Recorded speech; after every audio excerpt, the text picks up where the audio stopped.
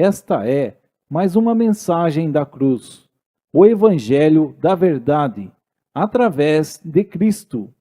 Que Deus nos revele Cristo pelo seu Espírito Santo.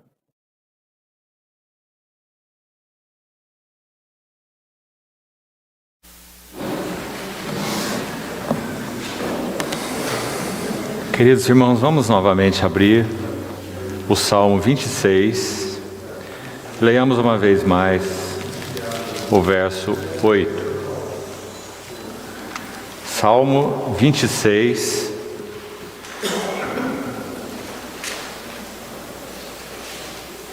verso 8.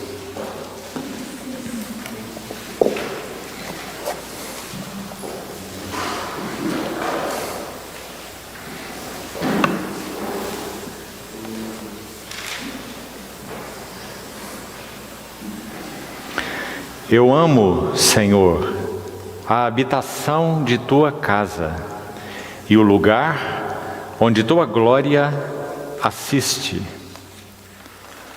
Vamos ao Evangelho de Lucas, capítulo 19. Lucas 19. E leiamos a partir do verso 41. Lucas 19, 41. Quando ia chegando, vendo a cidade, chorou e dizia: Ah, se conheceras por ti mesma, ainda hoje, o que é devido à paz. Mas isto está agora oculto aos teus olhos. Pois sobre ti virão dias em que os teus inimigos te cercarão de trincheiras, e por todos os lados te apertarão o cerco, e te arrasarão e aos teus filhos dentro de ti. Não deixarão em ti pedra sobre pedra, porque não reconheceste a oportunidade da tua visitação. Vamos orar. Amado Pai Celestial, com gratidão, alegria, reverência, nos colocamos juntos na Tua presença. Suplicamos a provisão bondosa, habilitadora do Teu Espírito Santo sobre as nossas vidas, para que Tua palavra não seja para nós uma canção de ninar, um som de flauta, mas que o Senhor, por Tua graça, desperte os nossos corações com voz de trombeta. Aviva-nos, renova-nos, estimula-nos. Consagramos esse tempo de comunhão com Tua palavra aberta às Tuas mãos. Assenhoreie-se, Senhor, desse tempo. Governa sobre nós. Pela Tua fidelidade, fala aos nossos corações. Carecemos desesperadamente ouvir-te. Abre os nossos olhos, Senhor, e abre os nossos ouvidos. Confiamo-nos a Ti. Em nome do Senhor Jesus oramos. Amém. Amados irmãos, se Deus tem uma casa aqui na terra, este deveria ser o verdadeiro centro de interesse de todo homem de fé. Quem disse isso foi um servo do Senhor no início do século passado. Deus tem uma casa aqui na terra. Se isso então é um fato absoluto, como qualquer homem ou mulher de fé não poderia ter nisto seu coração, já que quem tem a casa na terra é o próprio Deus, na pessoa do seu Filho, através do seu Santo Espírito. A casa de Deus na terra. Falamos que esse tema da casa de Deus, ele percorre a Bíblia de Gênesis a Apocalipse. Quando Deus cria o homem à sua imagem e semelhança, o que ele desejava é habitação. Hoje, amados irmãos, nós iremos estudar juntos a última oração do profeta Isaías, é para lá que vamos agora mesmo, E vamos ver que depois de um trabalho profético incansável, podemos assim dizer, Isaías conclui o seu ministério com um gemido. E o gemido de Isaías é, em outras palavras, que a glória de Deus enchesse a casa de Deus. Os versos introdutórios que nós lemos, recordamos o Salmo 26 e o lemos com o Evangelho de Lucas. Nosso Senhor está fazendo a sua última subida a Jerusalém. Quando Ele inicia o seu ministério, Ele tem algo a dizer sobre aquela casa. E de alguma maneira, apesar de tudo que havia ali, prostituição dos sacerdotes, cambistas atuando, os sacerdotes recebendo propina, por isso essa prostituição, recebiam propina para aprovar sacrifícios indevidos e inadequados. E nosso Senhor conhecia tudo isso. Quando Ele inicia o seu ministério, conforme relatado em João 2, Ele se aproxima do templo e toma aquela atitude que todos conhecemos, virando as mesas, expulsando os cambistas, mas Ele ainda pode apontar para a casa como sendo aquele lugar que deveria estar cumprindo um propósito. Qual é? Não façais da casa do meu Pai uma casa de negócios.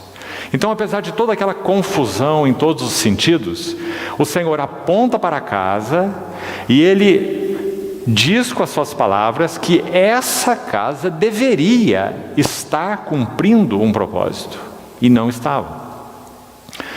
O Senhor teria que trabalhar em função dessa casa por 3 anos e meio.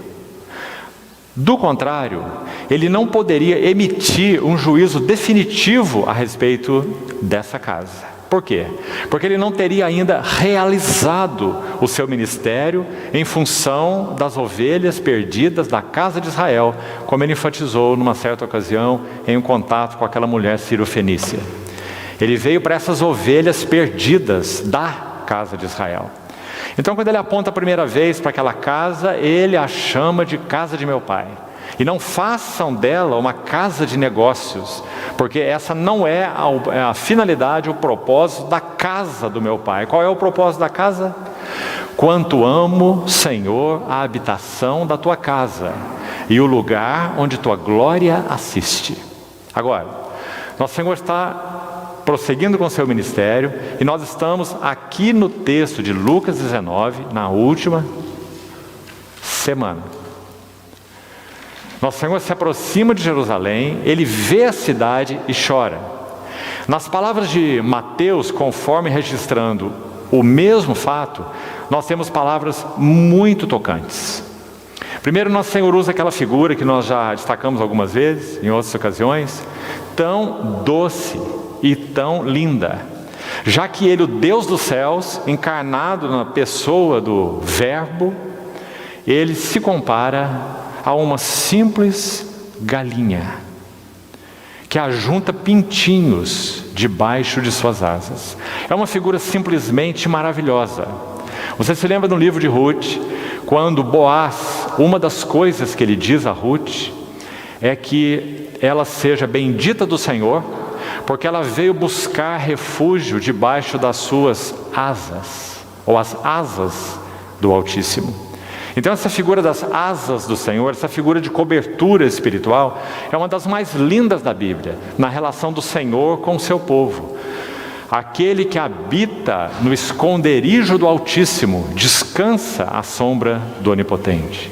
Então essa figura das asas do Senhor cobrindo o seu povo, foi a figura escolhida pelo Senhor para falar da relação dele com o seu povo Israel, o povo da aliança. Jerusalém, Jerusalém, que matas os profetas e apedrejas a todos os que te foram enviados. Quantas vezes eu quis reunir teus filhos como uma galinha. É precioso lermos o Senhor se comparando a uma porta, a porta das ovelhas, ao pastor das ovelhas, ao pão da vida, à água viva e etc. Mas, irmãos, é tão doce vermos o nosso Senhor se comparando a essa galinha, que reúne os pintinhos debaixo de suas asas. E aí nós ficamos estarrecidos, como nós poderíamos não entender esse assunto sublime, fato, embora misterioso, e assim são muitos fatos da Bíblia, estabelecidos, axiomáticos, embora misteriosos, para essa mente tão limitada que temos. E aí nós estamos vendo nesse versículo mais uma vez, o Senhor dizendo: eu quis, mas vós não quisestes. Como nós podemos, amados irmãos, entrar por qualquer linha de raciocínio que impute tudo a Deus, e nós cruzamos os braços e aguardamos que o Senhor faça algo em nós? Porque o Espírito Santo já nos foi dado, então é o Espírito Santo que faz tudo, e o que eu tenho que fazer é nada, é aguardar que Ele seja gracioso, bondoso e faça tudo comigo. Isso realmente é um engano, amados irmãos. Quem tem ouvidos, ouça o que o Espírito diz às igrejas. Tenho, porém, contra ti. Arrepende-te e volta à prática das primeiras obras. Quem iria fazer isso não era o Espírito Santo. O Espírito Santo estava falando. E quem deveria fazer isso era a igreja de Éfeso. Então, que equilíbrio divino, santo, sublime, tênue nós temos entre a graça soberana que age, que inicia, porque se Deus não inicia uma ação, ninguém inicia ação nenhuma, só pode iniciar o que é contrário à sua vontade. Mas se Deus inicia uma ação, Ele sempre aguardará uma resposta da parte do homem, sempre, em todas as ocasiões, e não há exceção, até mesmo na regeneração. Você saberia explicar de outra maneira? Por que alguns ouvem o Evangelho e recebem, outros não? Não adianta você dizer porque são eleitos. Não entre com essa história de cartas marcadas. O mistério da eleição é indecifrável e não é um mistério de cartas marcadas. O Senhor Deus enviou seu Filho ao mundo e o seu desejo é que todos os homens se arrependam.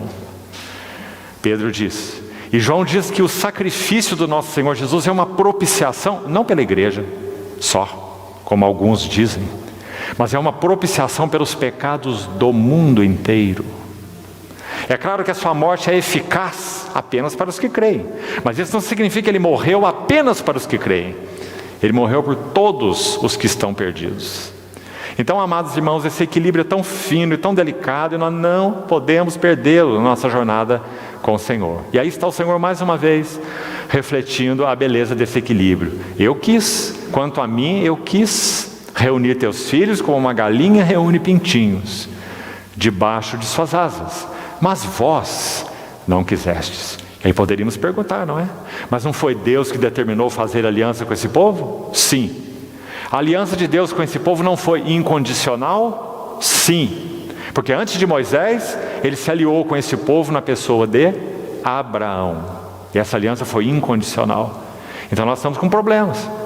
Por que o Deus determinou fazer a aliança? Uma aliança incondicional. Ele passou por meio daqueles pedaços de animais em Gênesis 15, na sua aliança com Abraão, sozinho. Abraão não passou com ele. Então por que ele não conseguiu realizar todas as coisas que queria com o seu povo Israel? Qual é a resposta? Porque ele não é suficiente, não é poderoso, não é bondoso, não ama o seu povo? Não, é porque o seu povo não quis. Vós não quisestes. Então ele dá aquele veredito, irmão, solene. Ele vai dizer assim: eis que a vossa casa, agora não é mais casa de meu pai, vossa casa vos ficará deserta. E aqui Lucas vai acrescentar essa frase que muito nos interessa e por isso lemos. Qual é o motivo então dessa casa ficar deserta? A casa seria o lugar da glória, do Deus da aliança. Por que ficaria deserta? Porque não reconheceste a oportunidade da tua visitação. Amados irmãos, particularmente nós lemos esse verso porque a oração de Isaías, que vamos estudar, é uma oração por visitação. Me diga, querido irmão e irmã, há algo que a igreja de Deus careça mais nesses dias que antecedem a vinda do nosso Senhor do que visitação? Será que ainda falta, de maneira geral, falando, doutrinas que nós precisamos aprender? Ora, irmão, a grande maioria dos cristãos, pense sobre os que você tem comunhão e conhece bem as doutrinas fundamentais. A salvação pela graça, a justificação, a expiação, aquilo que se refere ao verbo encarnado, a segunda vinda do Senhor, vida, serviço, ministério da igreja, propósito eterno de Deus. Estão aí livros maravilhosos que têm sido traduzidos recentemente, que tratam desse tema tão importante. Nós não temos problema nenhum de falta de conhecimento. Nós carecemos de uma nova visitação. E essa é a oração de Isaías. Isaías geme, depois de exercer um ministério profético por décadas, que o Senhor revisite o seu povo. E nós vamos ler essa oração passo a passo. Mas já de início gostaria de te dizer, a oração de Isaías vai se dividir em 2 blocos. Ah, irmão, que profeta e que oração. Realmente ele conhecia e tocava o coração do Senhor. Na primeira parte, ele celebra.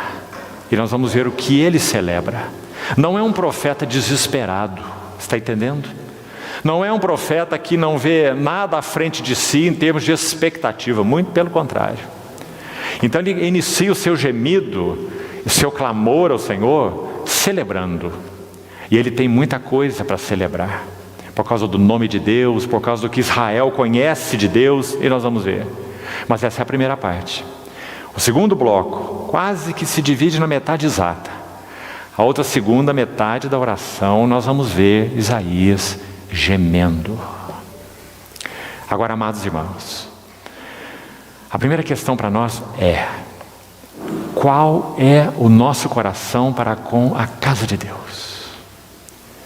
O que é, em primeiro lugar, a casa de Deus para nós? Um anexo? Hein? Um ambiente onde nós, de alguma maneira, frequentamos? Faz parte da nossa semana estar com os irmãos? E aí não estou falando nem da casa no sentido edifício, estou falando da casa no sentido espiritual mesmo, a comunhão. O que significa a casa de Deus para nós? Então, queridos irmãos, se nós não formos diante do Senhor e aos seus pés e pedirmos a Ele que o significado da sua casa volte a ter nos nossos corações o mesmo que teve no coração dos santos, apóstolos e profetas, particularmente nesses 2000 anos de história da igreja, queridos irmãos, nós não somos um povo que irá receber a atenção do Senhor no sentido de visitá-los. Sem entrar em detalhes, você também conhece essa história bem, veja a diferença entre Jerusalém e Betânia. Por que o Senhor visitava Betânia, dormia em Betânia, pernoitava em Betânia, mas não visitava Jerusalém? Ou será que ele visitava Jerusalém? No sentido espiritual, não. Ele exerceu o seu serviço em direção a Jerusalém. Óbvio, o povo da aliança de Deus é o povo da aliança de Deus. Mas a visitação de Jesus era realizada em Betânia. Em Betânia ele tinha o seu lar, em Jerusalém ele não tinha o seu lar. Há um texto impressionante em Marcos 11:11, só para uma referência direta para você, quando Jesus mais uma vez está passando pelo templo. E é um texto chocante, porque diz assim que ele se aproximou mais uma vez do templo, e ele começou a observar tudo. Marcos 11:11. Observar tudo, não abriu sua boca, ele apenas observava. E leia o contexto de Marcos 11 para você ver o que ele observava. Por exemplo, havia um recinto que fazia parte do templo, um pátio que era sagrado, né? Assim era a dispensação da lei, não é assim hoje, era assim lá. Então aquilo era parte de um recinto sagrado. E as pessoas que transportavam vasos de água e outros utensílios, eles cortavam caminho pelo recinto sagrado, por exemplo. Coisa que era absolutamente proibido. Não era um lugar para carregar mercadorias, era um lugar para que Deus fosse adorado. Era parte do recinto sagrado. E muita coisa mais que já citamos aqui. A atitude dos sacerdotes, os cambistas, os animais inadequados para sacrifício, uma casa de salteadores, conforme o Senhor disse. Mas ele não abriu sua boca. Ele observou tudo. Marcos 11. E sabe o que ele fez? E tomou seus discípulos e foi para Betânia. O que ele encontrava em Betânia? Pela ordem, um coração que o amava, Lázaro, seu amigo, aquele por quem ele chorou. Ele encontrava em Betânia ouvidos que realmente queriam ouvi-lo, o que ele não encontrava em Jerusalém. Maria quedava-se assentada aos pés do Senhor a ouvir-lhe os ensinamentos. Ele encontrava em Betânia Marta, essa figura preciosa chamada Marta, porque em Marta ele tem mãos que o serviam. As três coisas juntas, que ele não tinha em Jerusalém. Jerusalém não tinha ouvidos, Jerusalém não tinha mãos para servi-lo, e Jerusalém não tinha um coração que o amava. Por isso ele saiu para pernoitar na sua Betânia.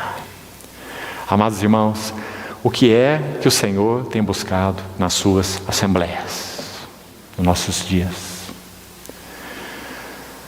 Isaías exerceu o seu ministério e não viu isso acontecer. Então o que poderia fazer? Um profeta cheio de carga de Deus, visão espiritual, logo no início do livro, aquela cena tremenda do capítulo 6, no ano da morte do rei Uzias. Isaías, não tenha dúvida, irmão, estava deprimido por causa de Uzias ser quem foi e ter terminado como terminou os seus dias. Se você conhece a história de Uzias, Uzias morre, o grande rei Uzias, e Isaías está como que deprimido. Mas alguém vai ao socorro dele. Então ele vai dizer: no ano da morte do rei Uzias, eu vi o Senhor assentado num alto e sublime trono. E escute, irmão, e as orlas das suas vestes enchiam o templo. Viu o que Isaías viu? Ele viu que o Deus dos céus tem casa na terra. E aqueles serafins que circundavam o trono diziam: Ele é santo, Ele é santo, Ele é santo. Isaías vai dizer: ai de mim que vou perecendo. Na verdade o termo ali no hebraico é: sou um homem digno de morte.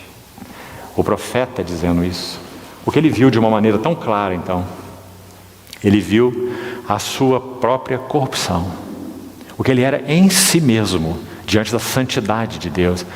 E esse foi o marco, a virada de página do ministério profético de Isaías. Até o capítulo 5 nós temos um Isaías. A partir do capítulo 6 nós temos outro Isaías. O que fez diferença? Eu vi o Senhor assentado num alto e sublime trono. Irmãos, qual é a nossa visão do Senhor Jesus? Então esse complemento tão maravilhoso, não apenas assentado no alto e sublime trono, hoje na linguagem do Novo Testamento, à destra da majestade nas alturas, aguardando que todos os seus inimigos sejam postos por escabelo dos seus pés. Mas não só isso, esse que se assenta lá tem as suas vestes aqui, e as orlas das suas vestes enchiam o templo. Então, quando esse profeta conclui seus dias, ele tem uma dor no coração, porque ele não viu a casa de Deus cheia da glória de Deus. Sabe, irmãos, vamos pensar só no século XX que acabou de passar.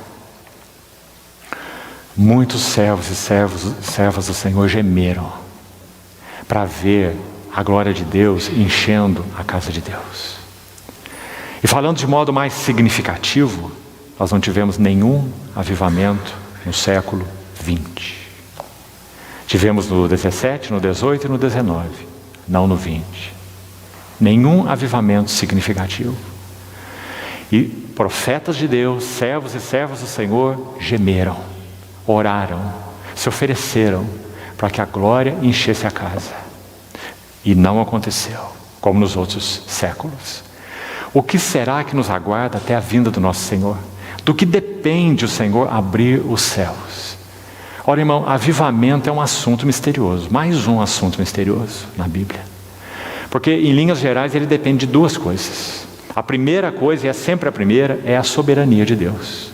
Ele sopra quando Ele quer soprar. Esse é um fato. Mas tem um outro fato. Ele não sopra de qualquer maneira, em qualquer lugar. Quantos avivamentos iniciaram com 1, 2, 3 almas que se dobraram diante do Senhor e gemeram como Isaías gemeu? Creio que você conhece um pouco a história dos avivamentos. Então aí está Isaías. Ele gemeu e ele não viu o avivamento. Agora, amados irmãos, nós estamos vivendo os dias que, sem dúvida alguma, antecedem em iminência a vinda do nosso Senhor Jesus. Não se distraia disso, irmão, porque o nosso Senhor, na linguagem de Cantares, Ele já meteu a mão no ferrolho da porta. E você lembra que a noiva diz que já posso sentir o seu perfume pela fresta. Lembra-se? Não tenha dúvida, esses são os dias que nós estamos vivendo, pela graça do Senhor. Mas, amados irmãos, a velocidade em que o mistério da iniquidade tem avançado, faz com que o nosso coração sinta necessidade de compactuar com Isaías nas suas dores. Sabe, irmão, há poucos meses, pela graça do Senhor, nós tivemos o privilégio de ter 2 netinhas, que estão com poucos meses de vida. Sabe que por um lado isso é uma doçura e por outro lado isso é um peso? Se nosso Senhor tardar, os irmãos imaginam o que elas verão? Daqui mais 5 anos, nas escolas, na sociedade, nos shoppings, nas ruas, nós já estamos vendo lá, e muito. O que elas verão? O que elas ouvirão? Que tipo de professores elas terão? De modo geral, e bem geral mesmo, a grande maioria, os professores são ateus, seculares, mundanos, sem princípios, não tem absolutos. Amados irmãos, o mistério da iniquidade tem operado de tal forma que a sua medida está chegando no gargalo. Quando nosso Senhor fala com Abraão em Gênesis 14, ele diz que Abraão, a descendência de Abraão seria escrava por 400 anos. E voltaria para aquela terra, porque aquela era a terra escolhida por Deus para eles, a terra da herança. Mas eles não voltariam antes que fosse enchida a medida da iniquidade dos amorreus. Quando Josué, para que isso se cumpra então, quando Moisés liberta o povo do cativeiro do Egito, 400 anos, Moisés parte, Josué assume a liderança, e o que Josué faz? Introduz o povo na terra. Quando Josué introduz o povo na terra, 2 coisas aconteceram, não uma só. Primeira coisa, o povo entrou no descanso. Espiritualmente falando, é o que nós aguardamos na vinda do nosso Senhor Jesus. Por outro lado, o que mais aconteceu? A entrada de Josué significou o julgamento das nações cananeias. Todas elas, uma a uma. Sabe o que eles estavam fazendo nos dias de Josué? Quando eles iam edificar uma casa, por exemplo, as famílias, o pai matava o seu filho primogênito e colocava dentro de um jarro de barro e punha esse jarro como a pedra fundamental da casa. Seu filho mais velho era oferecido aos deuses. Então, quando Josué entra na terra de Canaã, isso significou o juízo de Deus sobre os cananeus. Você consegue entender, amado irmão, que dias nós estamos vivendo? Quando nosso Senhor Jesus rasgar os céus de novo e mostrar sua face para a sua igreja, nós entraremos no descanso. Mas toda essa perversidade ideológica, secular, social, política, será finalmente julgada. Com cetro de ferro ele regerá. As nações verão o Rei da Justiça e o Rei da Paz. Oh, amados irmãos, se nosso coração não geme por isso, pelo que ele geme? para que tenhamos boas famílias, uma boa esposa, saúde, alegria, um bom lugar para reunir, filhos criados, etc. Trabalho, um dinheirinho para gastar nas férias. Ah, meus amados irmãos, para o que nós temos vivido? Que capacidade o inimigo tem de ludibriar os nossos corações. Isso é tão bom, isso é tão desejável, vai, entra, mais, faz, alcança, conquista, progride, não é? Vaidade de vaidades, tudo é vaidade. O livro de Eclesiastes tem duas palavras, expressões chaves. Uma é vaidade, a outra é debaixo do sol, ou debaixo do céu. A palavra vaidade significa algo, uma bolha. Bolha. E debaixo do sol, duas palavras-chave. Quando uma criança está brincando de bolinha de sabão e sopra aquela bolinha no canudo, e aquela bolha é colocada, ela se põe debaixo do sol, o que acontece? Ela fica maravilhosa, não é? A luz sofre a sua refração, 7 cores, a criança se desespera, aquela bolha brilhante, ele corre atrás dela e mete a mão. E quando ele vai pegar, ele não tem nada. Essa é a mensagem de Eclesiastes. Vaidade das vaidades, tudo é vaidade. Debaixo do sol, tudo é vaidade. Amados irmãos, até onde o Espírito Santo tem encontrado lugar para escrever isso nos nossos corações, para que nós pudéssemos ser aquele povo que trabalha, mas não vive para trabalhar, que pode possuir isso ou aquilo, mas não é possuído pelo que possui. Um povo que tem envolvimentos, mas não distrações. Você vê a diferença entre essas coisas? Envolvimento é uma coisa, distração é outra coisa. Nosso Senhor Jesus, no início do seu ministério, no iniciozinho mesmo, Nazaré, Cafarnaum, ele deixa a casa de Pedro, de Simão, onde ele dormiu uma noite, escute bem, e ele sai de madrugada quietinho, discreto. Assim é nosso Senhor. Ele tinha homens dormindo na casa de Pedro, seus discípulos, e ele levanta pela madrugada e ninguém escuta. Diferente de nós, né? Levantamos batendo panela, abrindo janela, cortina, né? Nosso Senhor acorda pela madrugada e ninguém vê. E ele sai e se retira para orar. Aí acorda o Pedro, o Simão, e ele vai procurar o seu mestre, não é? Que estava dormindo na sua casa, e ele não encontra. Aí ele se desespera, mas para onde foi ele? Vamos atrás dele. E procuram aqui, procuram lá e não acham o Senhor. E o Senhor estava orando. E então eles encontram o Senhor. E quando eles encontram, Pedro diz assim: mestre, todos estão à tua procura. Como eu digo, você, tanta coisa para fazer, e você está aí retirado, se escondendo? Mestre, todos estão à tua procura. E nosso Senhor, diz o texto de Marcos 2, estava orando. O que aconteceu quando Pedro chega atabalhoado e diz isso? Mestre, todos te buscam. Nosso Senhor foi interrompido no que ele estava fazendo, mas ele não foi perturbado, porque a relação de intimidade dele com o Pai não podia ser perturbada. Amados irmãos, isso deveria ser verdade para nós. Nós também, quem sabe, quando estamos estudando a palavra, por alguma ocasião, nosso esposo pode bater na porta, o telefone pode tocar. Nós podemos ser interrompidos, sim, estamos vivendo uma vida humana, mas quisera o Senhor que nós nunca fôssemos perturbados na nossa relação com Ele. Quando a relação se perturba, tudo sai do eixo, do controle. Então, amados irmãos, se temos expectativa que o Senhor, por sua graça, revisite sua igreja, agora cuidado, não fique pensando em coisas mirabolantes. Não seja como Elias na caverna. O Senhor visitou Elias na caverna como? Com um cicio suave e tranquilo. Não foi no fogo e nem no terremoto. Se o Senhor visitar a sua igreja antes que Ele venha com um cicio suave e tranquilo, será maravilhoso.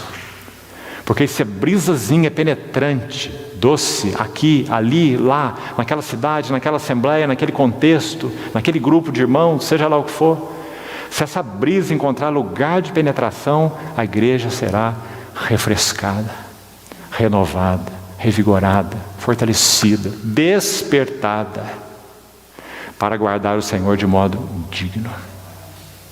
Agora, sabe, irmão, se fosse emitir aqui uma estimativa, acho que o máximo que poderia dizer, e isso já é uma bênção do Senhor, é que provavelmente,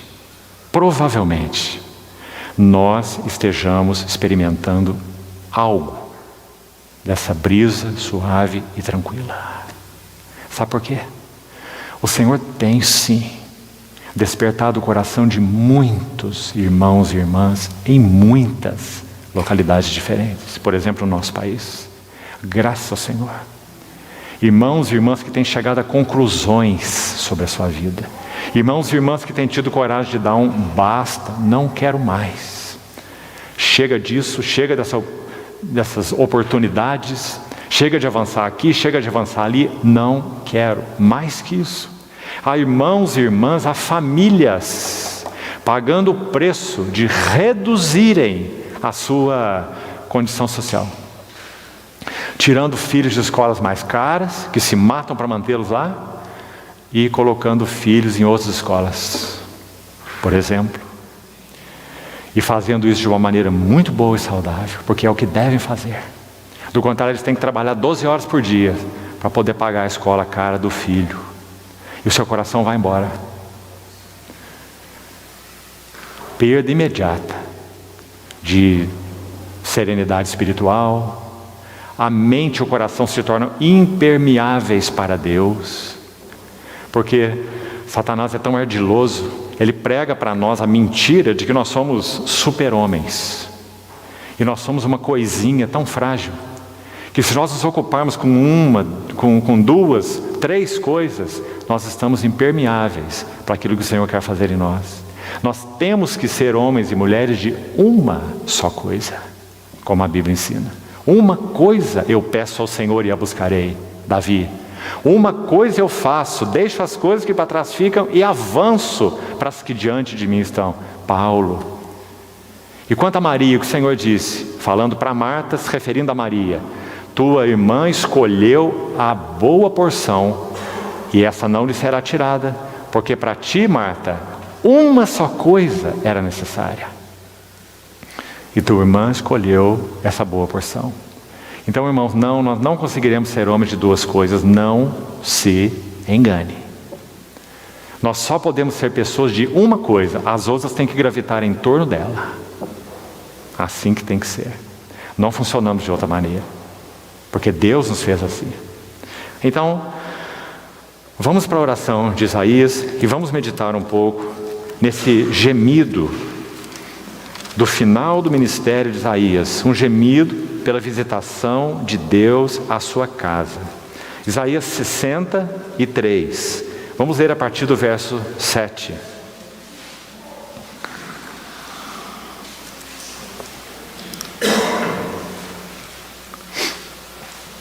Isaías 63, verso 7. Antes de lermos ainda, até o verso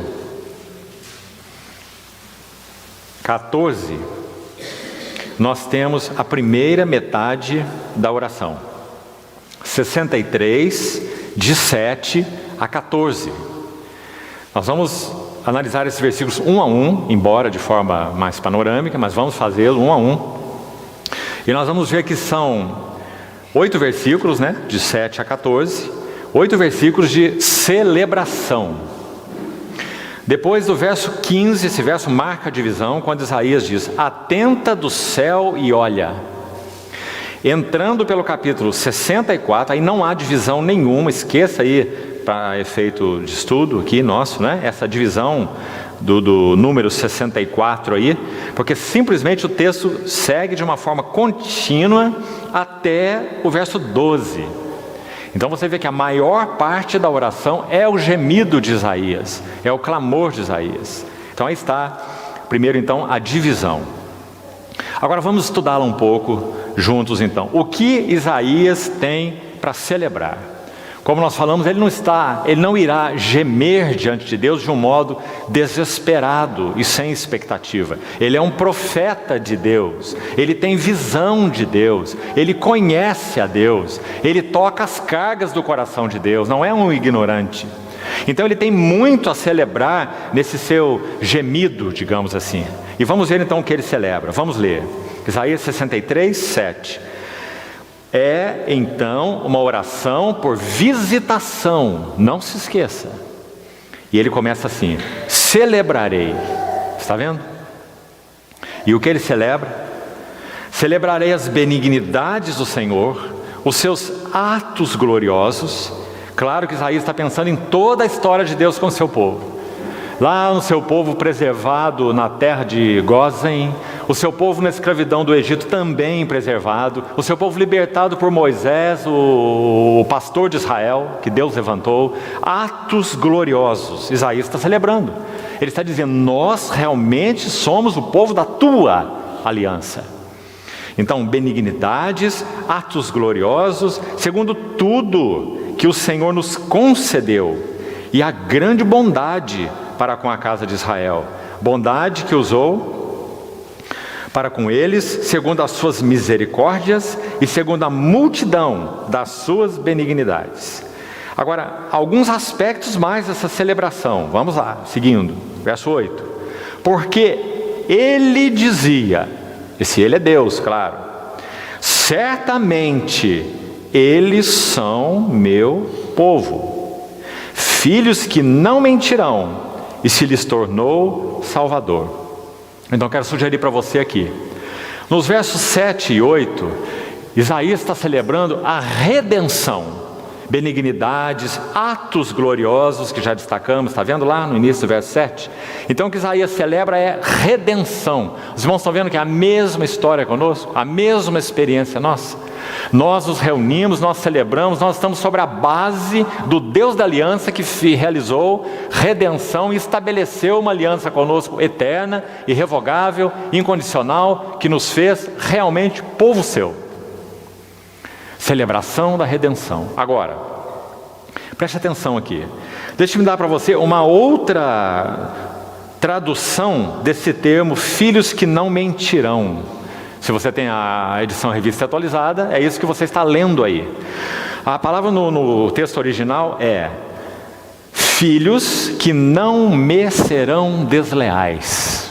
Por que estamos destacando isso? Porque, irmão, Isaías celebrando o Deus Redentor, ele está dizendo que esse Deus Redentor tem expectativas com relação ao povo que ele redimiu. Então, eles são meu povo, filhos que não serão desleais. Agora pergunta: foram ou não foram desleais? Foram. A tal ponto que quando o verbo encarnado se manifesta, 800 anos depois de Isaías, João vai dizer: ele veio para o que era seu, mas os seus não o receberam. Mas qual era a expectativa do Redentor? Filhos que não me serão desleais. Irmão, mais uma vez é maravilhoso vermos a relação de Deus com o seu povo. Não é em nada uma relação automática, como temos enfatizado tanto. Não é em nada uma relação em que Deus faz, e nós somos os bonecos manipulados pela soberania de Deus. Não. O Redentor, ao nos redimir, ele tem expectativas do seu coração. Ele tem expectativa que nós respondamos, que nós avancemos, que nós acolhamos suas palavras no nosso coração, que nós permitamos que o zeloso Espírito Santo realize a obra de santificação em nós. Nós não podemos realizá-la, mas nós somos responsáveis por desejá-la, por abrir portas, por responder ao santificador, ao Espírito Santo. Santificação não é automática. Do contrário, todos seríamos santos. Não haveria nenhum cristão mundano e nenhum cristão carnal. Filhos que não me serão desleais. É um lindo verso. Por causa do sentimento de expectativa do Redentor. Irmão, em nada o nosso Deus mudou. Quando Ele nos redimiu pelo precioso sangue de Cristo, Ele continua tendo expectativas sobre o seu povo no século 21, no ano 2020. filhos que não me serão desleais. Essa é a sua expectativa, para que a sua casa se encha de glória, para que ele cumpra o propósito pelo qual ele estabeleceu a casa. Vamos avançar, verso 9. Se no verso 8 nós temos 7 e 8, uma celebração pela redenção e a designação então dessa expectativa de Deus, olha o 9, que verso maravilhoso. Celebração da compaixão. Redenção primeiro, compaixão em seguida. E olha que compaixão. Em toda a angústia deles, foi ele angustiado. Não é maravilhoso, irmão? Será que o nosso Senhor Jesus hoje, vamos trazer sempre para a linguagem do Novo Testamento, o nosso Senhor que se assenta no trono, o Senhor dos senhores e o Rei dos reis, ele se assenta impassível? Ele não se angustia pelo seu povo? Quando ele vê o seu povo como uma noiva assentada em um monte de lixo, ele não se angustia? Ele é impassível? Para ele não importa? Ele cruza os seus braços soberanos e diz: tudo vai dar certo, eu já consumei minha obra. Ele não geme? Sim, amados irmãos. E é por causa do gemido dele que o Espírito geme em nós. Você sabe que nós temos 2 paráclitos, não é? Segundo a Bíblia. Nós temos um paráclito no trono, o nosso Senhor Jesus, segundo João nos diz, né? Temos um advogado, paráclito, 1 João 2, junto ao Pai. Quem é esse paráclito? Jesus Cristo, o justo. Um paráclito já é bom, não é? Nós temos 2, irmão. Um está diante de Deus e vive para interceder por nós. O outro veio morar em nós, o Espírito Santo. E o que ele veio fazer em nós? Ele veio morar em nós para que tudo aquilo que o bendito Filho realizou na cruz do Calvário seja verdade na nossa experiência. Não sejam teorias, conhecimentos, doutrinas, teologia sistemática, mas sejam realidades experimentais em nós. Por isso ele veio morar em nós. Então, verso 9, Isaías celebra compaixão e diz em toda a angústia deles, e olha como esse povo foi angustiado, o povo da aliança de Israel, e como o povo de Deus tem sido angustiado nesses 2000 anos de história da igreja. E em toda a angústia deles, foi ele angustiado, e o anjo da sua presença o salvou. Ah, se não fosse assim! Cada movimento de Deus em direção à sua igreja nesses 2000 anos, literalmente foi um salvamento. A igreja teria morrido no berço se o nosso Deus não tivesse agido da maneira como agiu. Teria morrido no 1º século, não é?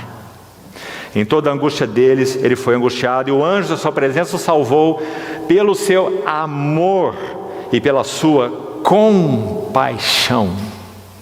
Ele os remiu, os tomou, os conduziu todos os dias da antiguidade. Verso 10, mais uma celebração. E agora Isaías está celebrando a disciplina de Deus. Olha que maravilha, irmão. Celebra a redenção, celebra a compaixão, celebra disciplina.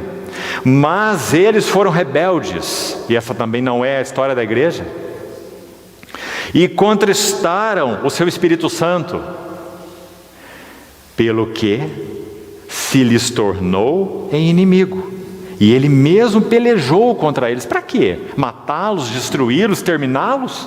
Não, discipliná-los. Então Isaías está celebrando algo que, palavra, né, que muitas vezes entra aí atravessada no nosso ouvido, e não deveria ser assim. Isaías está como que adorando a Deus e dizendo: tu és realmente um pai que disciplina os seus filhinhos. Hebreus 12 é o grande capítulo sobre isso. Não são bastardos, são filhos, por isso são açoitados, por isso o pai os entristece, por isso o pai os encurrala. A palavra que é usada em Hebreus 12 para correção, no texto original, ela é melhor que correção, ela é mais ampla. Que filho há quem o pai não corrige? Na verdade a palavra ali é educa, porque educar não é só corrigir. Educar tem um sentido negativo, coloquemos assim, do corrigir, o que precisa ser corrigido, mas educar tem principalmente um sentido positivo, é instruir, é ensinar. não é? Então, quando o pai educa os seus filhos pela disciplina descrita em Hebreus 12, o que ele está fazendo? Ele está instruindo, ele está ensinando e ele está corrigindo. Para quê? Hebreus 12:10 vai dizer: para que sejamos participantes da sua santidade. Para que Deus tenha uma casa na terra. Glória. Então, celebrando a disciplina de Deus. Olha o verso 11. Então, o povo se lembrou dos dias antigos de Moisés. Graças a Deus por essa fiel disciplina. Ah, irmão, se a vara de Deus não encostasse em nossas vidas, a nossa memória nunca seria aguçada para Ele, para os seus interesses, para as suas coisas. Não é assim naturalmente, não é? Por que nós usamos, de modo geral, a vara, né? Seja o que isso signifique, nos nossos filhos? Quando nós colocamos a vara naquele lugar adequado, que nós conhecemos qual é o resultado que nós temos? O resultado é aqui. A memória é despertada, não é? Olha, se lembra, isso não está correto. Se lembra, você não deve fazer isso. Então, quando o Senhor disciplinou o seu povo, então o povo se lembrou dos dias antigos. Esse é um dos resultados mais lindos da disciplina de Deus. Chama o nosso coração de volta para o que Ele é, para os seus interesses, propósitos. Então se lembraram dos dias antigos de Moisés. E disse, quem disse? O povo. O que o povo disse? Olhe por favor, irmão. Onde está? Onde está aquele que fez subir do mar o pastor do seu rebanho? Esse aqui é Moisés, esse pastor do seu rebanho. Mas a pergunta deles não é onde está Moisés. Eles sabiam onde estava Moisés. Moisés estava com o Senhor, não é? A pergunta é: onde está aquele que fez subir do mar o pastor do seu rebanho? Fez subir Moisés do mar, quando o mar se abriu para o povo então passar, né? Então a pergunta é: onde está o Senhor? E ela é repetida outra vez na sequência do verso 11. Onde está o que pôs nele o seu Espírito Santo? Então qual é a pergunta aqui? O que a disciplina de Deus levou aquele povo a perguntar? Onde está o Senhor? Agora, irmão, para podermos seguir e com a ajuda do Senhor completarmos aqui nossa carga para essa noite, então vou só citar para você Jeremias 2. Se você ler Jeremias 2, é um dos capítulos mais tocantes dos profetas, sem dúvida. Do livro de Jeremias é o mais tocante, Jeremias 2. Quando o noivo celestial está falando da sua relação com a sua noiva e ele coloca algumas coisas românticas, poéticas. Ele diz assim: eu me lembro de ti. Agora era um povo extraviado, infiel, que abandonou a Deus. Mas ele não abandonou o seu povo. É o seu povo que o abandona, ele não abandona o seu povo. Eu me lembro de ti quando eras noiva, e de como tu me seguias pelo deserto, por uma terra que não se semeia. Ah, irmão, memória de amor. Onde há amor, há memória. Então Jeremias continua dizendo assim: então Israel era consagrado. Então Israel era consagrado ao Senhor.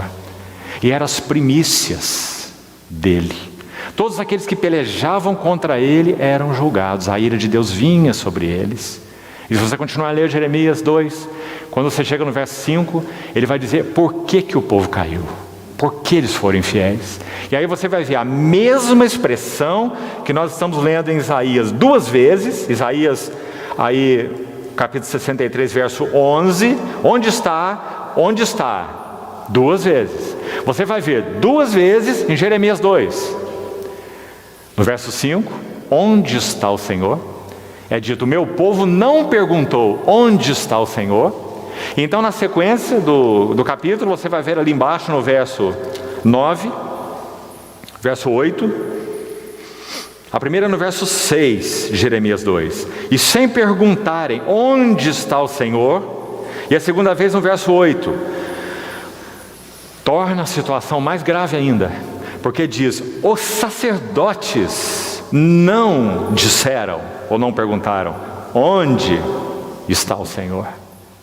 E os que tratavam da lei não me conheceram, os pastores prevaricavam contra mim, e os profetas profetizaram por Baal.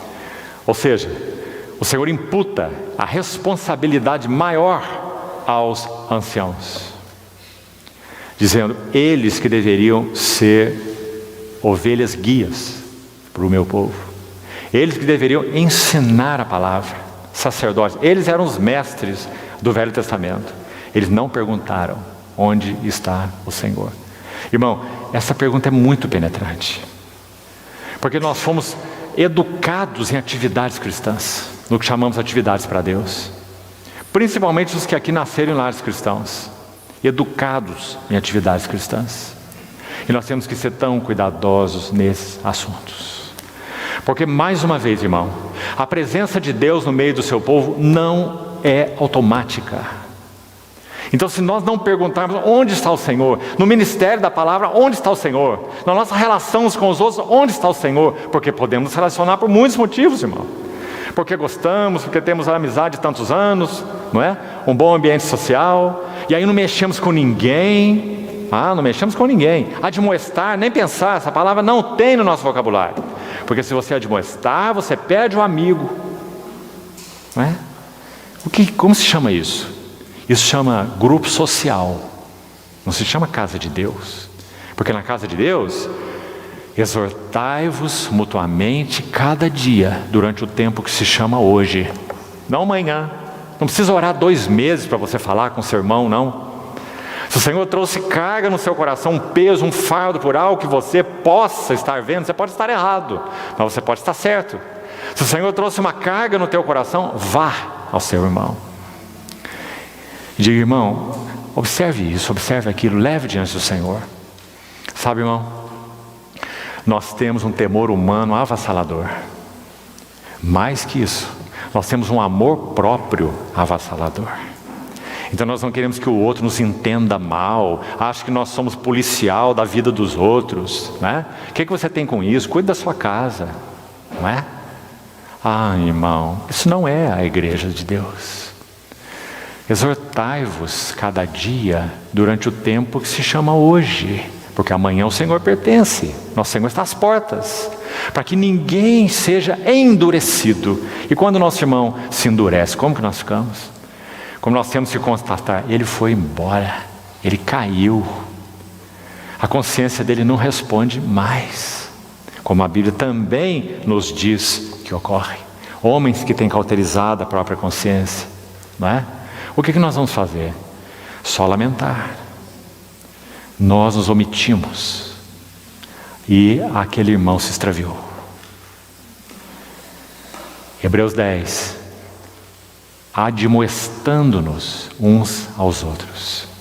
Não deixemos de congregar como é costume de alguns, antes façamos a admoestação. Tanto mais, não é menos, é mais. Quanto vedes que o dia está se aproximando. Você sabe que está, você crê que está. Então as nossas admoestações deveriam crescer. Então, amado irmão, onde está o Senhor? É a pergunta para as assembleias de Deus na terra. Há tanto serviço da palavra onde o Senhor não está. É entretenimento, é curiosidade, é especulação, é história que não acaba mais, doutrinas para lá, doutrinas para cá, pontos de vista, escolas teológicas, linhas de pensamento, uma infinidade de quinquilharia. A pergunta para nós é: onde está o Senhor? Porque o que o Senhor deseja resgatar na nossa vida é devoção.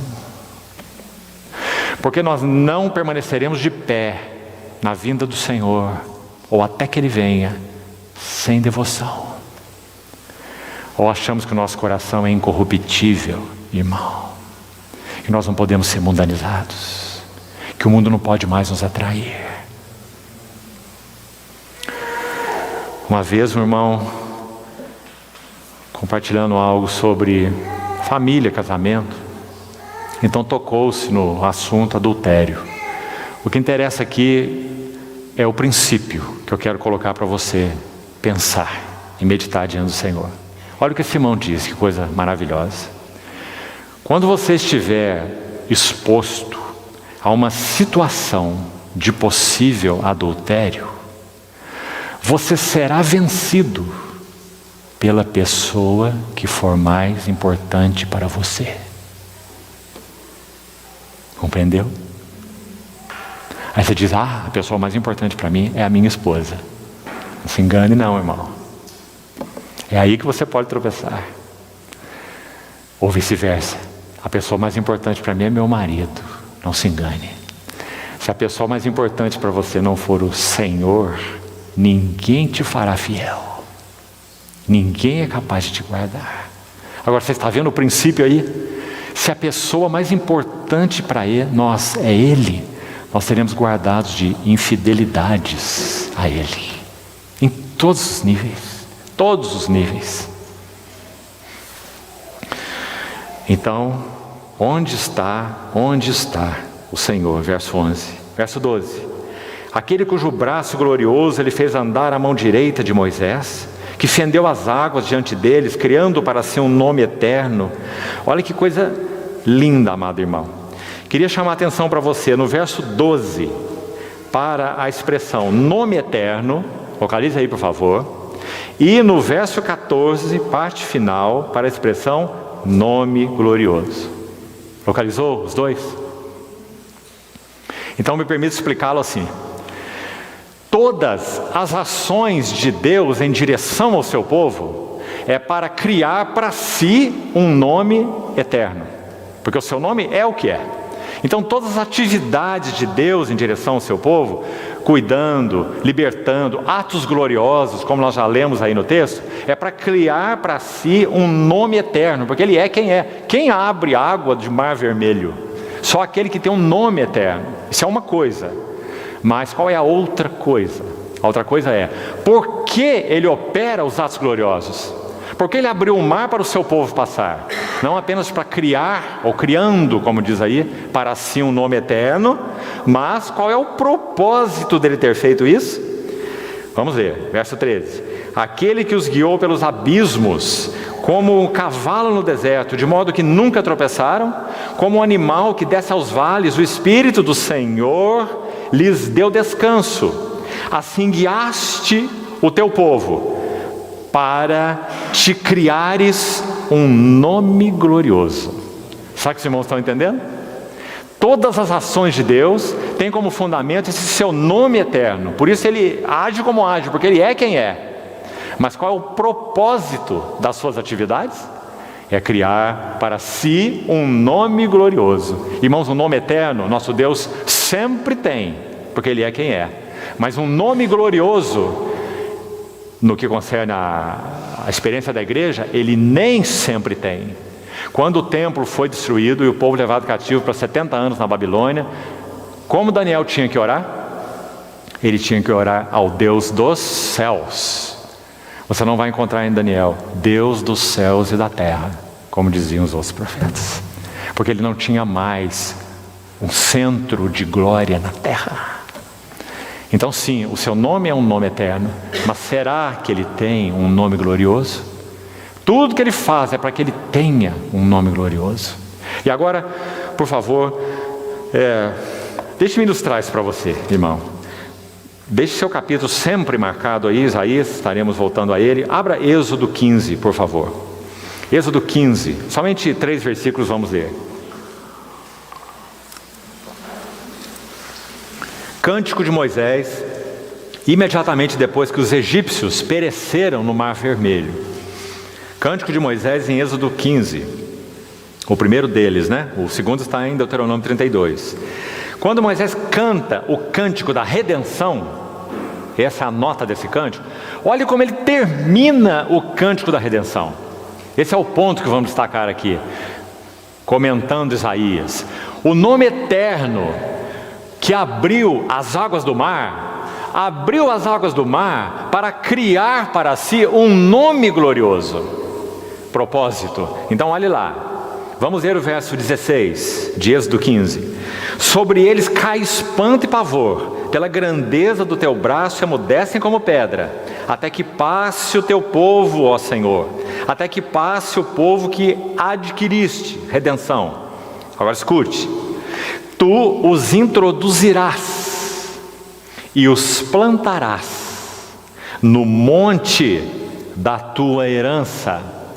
E agora olha, irmão, no lugar que aparelhaste, ó Senhor, para a tua habitação.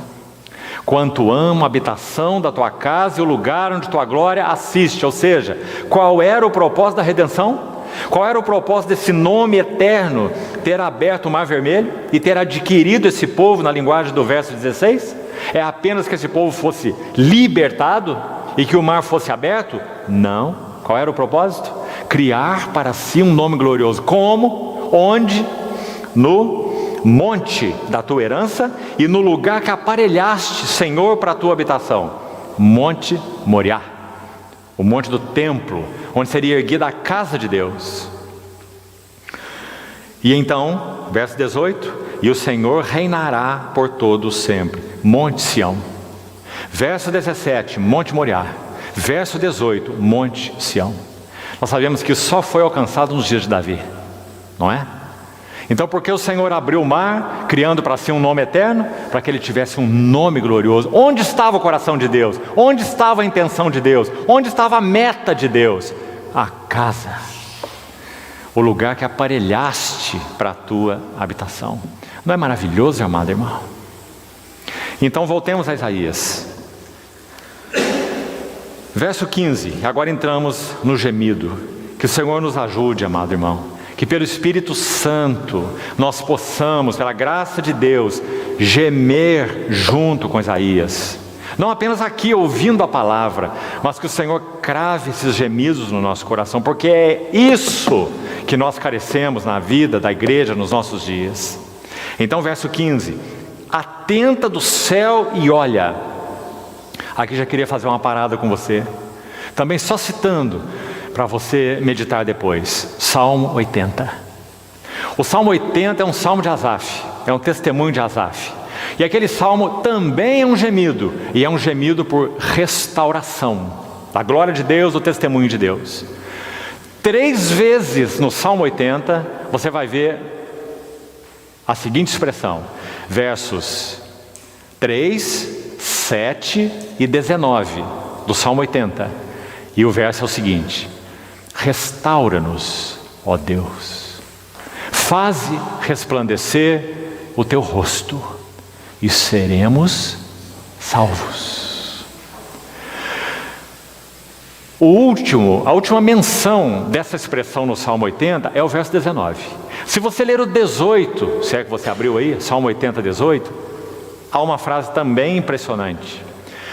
Se o Senhor, o clamor de Asaf é o seguinte: se o Senhor, pela sua misericórdia, voltar a mostrar o seu rosto para o seu povo, 2 coisas acontecerão. Primeiro, o seu povo será restaurado. Restaura-nos pela luz do teu rosto, faz resplandecer o teu rosto e seremos salvos. Não há nada que possa restaurar o vigor do povo de Deus que não seja uma visão renovada da face do Senhor Jesus. Nada, nada, nada. Por isso, amados irmãos, o nosso primeiro clamor como igreja, particularmente quando estivermos juntos reunidos: abre os céus para nós, Senhor. É assim, vamos chegar lá que o capítulo 64 começa. Se fendesses os céus e descesses, e os montes tremessem da tua presença. Amado irmão, esqueça qualquer subterfúgio, qualquer técnica, estratégia, mecanismo, projeto. Não há nada que possa renovar cristãos cansados que não seja uma visão renovada da face gloriosa do Senhor Jesus. O Verbo inesgotável, o Senhor dos Senhores, nosso Jesus, o Cristo de Deus, suas glórias, riquezas, belezas. Contemplando como por espelho a glória do Senhor, nós somos transformados de glória em glória. Não somos transformados por nada mais que não seja visão da face do Senhor. Então, estamos entrando na segunda sessão, o gemido. E o primeiro gemido, então, qual é? Você vê que o profeta realmente conhece Deus? O profeta conhece o caminho da restauração de Deus. Qual é o caminho da restauração de Deus? Vamos tentar fazer isso ou aquilo com o povo, vamos mudar o caminho, vamos mudar a estratégia, o conceito, o método. Não. Isaías diz: atenta do céu e olha. E sabe o que diz o Salmo 80, 14? Ó Deus dos exércitos, nós te rogamos, palavras de Asaf, olha do céu, vê e visita esta vinha. Olha do céu, mesma palavra de Isaías, é a de Asaf. Olha do céu e vê a nossa condição, vê que nós estamos batendo cabeça, vê que os anos estão passando e nós não estamos avançando. Vê os nossos casamentos, vê nossas famílias, vê os nossos relacionamentos, vê o ministério da palavra, vê o impacto que nós temos tido na nossa cidade. Nós não estamos avançando. Atenta, olha do céu, vê e visita essa vinha. Essa oração de Isaías, amado irmão, junto com Asaf. O que nós carecemos nos nossos dias? Irmão, continuemos pleiteando com o Senhor, que por sua misericórdia e fidelidade para com seu nome, junto ao seu povo, Ele abra os céus para nós, para que nós vejamos Jesus de maneira nova, viva, fresca. E o que acontecerá conosco é que os nossos corações serão todos renovados em amor, paixão, devoção, alegria. Já que falamos de alegria, deixe-me dizer uma coisa, irmão, para as famílias aqui. Nossos filhos, particularmente aqueles que estão criando filhos, nós agora estamos ajudando a criar netos na nossa medida, né? Há uma coisa aqui fundamental para nós: se os nossos filhos não puderem ver alegria genuína nos nossos corações em Deus, eles não serão impactados por nada. Não serão impactados porque nós temos Bíblia debaixo do braço, vamos no púlpito, estudamos, pregamos para os irmãos, visitamos. Não. Nós temos uma leva de filhos de pastores extraviados. Porque o que impacta a vida dos filhos é genuinidade. E a alegria do Senhor é a marca de pais e mães que impacta filhos. Que eles não viveram uma religião, que eles não tinham uma filosofia de vida, que eles não são adeptos de uma ideologia cristã, mas que eles têm gozo no Senhor. Por isso, irmão, segundo a Bíblia, segundo entendo o Novo Testamento, alegria cristã não é uma virtude, um dom do Espírito Santo. Alegria cristã é marca de maturidade espiritual. Por isso, quando Paulo escreve aos Filipenses, que é a grande carta sobre alegria, você sabe, ele vai dizer: eu aprendi. Isso significa maturidade. Eu aprendi a viver contente em toda e qualquer situação. Por isso eu vos digo: alegrai-vos sempre no Senhor. Outra vez digo: alegrai-vos. Que maravilha, irmão. Quando pais cristãos sabem que os seus filhos foram impactados, porque eles têm alegria em Deus, nas coisas de Deus, na casa de Deus, na palavra de Deus. Salmo 43. Então eu irei ao altar de Deus que é a minha grande alegria. Davi. Amados irmãos, a oração de Isaías é para que o gemido de Isaías é para que o Senhor abra o céu, mostre de novo o seu rosto, faze resplandecer o teu rosto, para que nós sejamos salvos nas nossas necessidades, procrastinações, dúvidas, não é? Temores, ansiedades, não é? Atenta do céu e olha. Então nós estávamos falando sobre o verso 18, que eu ainda não citei, do Salmo 80. Sabe o que ele diz lá? Escute, por favor, mesmo que você não precise abrir sua Bíblia agora. E assim não viraremos as costas para ti. Que lindo, irmão. Nós temos uma capacidade horrível de virarmos as costas para Deus. não é? E virarmos a face para tantas coisas. O que pode nos guardar disso? Faze resplandecer o teu rosto, e seremos salvos, e não viraremos as costas para ti. Algumas versões traduzem: não mais nos apartaremos de ti. Qual o segredo? É esse mesmo de Isaías. Ele conhece Deus, atenta do céu e olha. Então, seguindo o verso 15: olha da tua santa e gloriosa habitação. Onde estão o teu zelo e tuas obras poderosas? A ternura do teu coração, as tuas misericórdias se detêm para comigo. Deixa eu traduzir de uma outra forma para você, o texto original. A expressão, a ternura do teu coração, que você está vendo aí. Você pode traduzir do hebraico assim: o movimento das tuas entranhas. E na Bíblia sempre entranhas fala de compaixão. Quando Zacarias canta aquele cântico diante da promessa, diante do nascimento de João Batista, cumprindo a promessa de Deus, ele vai dizer assim: graças a Deus, porque nos visitou o sol nascente das alturas, graças à a entranhável misericórdia do nosso Deus.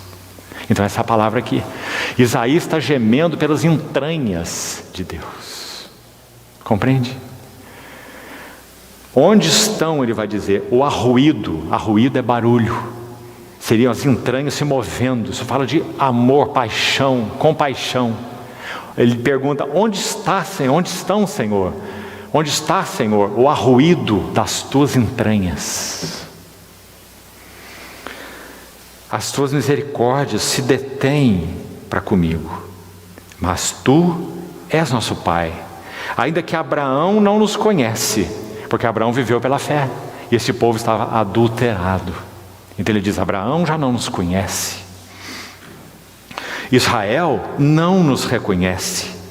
Tu, ó Senhor, és nosso Pai, nosso Redentor é o teu nome desde a antiguidade. Verso 17: ó Senhor, por que nos fazes desviar dos teus caminhos? Por que endureces o nosso coração para que te não temamos? Não parece estranho, irmão? Parece que tudo que um pai quer é amolecer o coração do seu filho. Como que Isaías está dizendo que o pai endureceu o coração do seu filho Israel, ou do seu povo, não é? Amado irmão, há uma lição solene aqui. Sim, algumas vezes o Senhor mesmo atua endurecendo nossos corações, para que então sigamos da maneira que determinamos seguir, até que chegamos à conclusão do que significa aquilo para nós. Compreende? Como o pai dando cordas para o seu filho: você quer, eu tenho falado, você não tem ouvido, eu tenho refalado, você não tem ouvido, então vá. Na linguagem de Isaías é: endureces o nosso coração, permites que nós nos desgarremos. Não há outra maneira, porque o nosso Deus não é um manipulador. Ele não está tratando com marionetes, mas com pessoas criadas à sua imagem e à sua semelhança, que têm vontade, resposta, responsabilidade. Então ele pergunta: por que nos endureces para que te não temamos?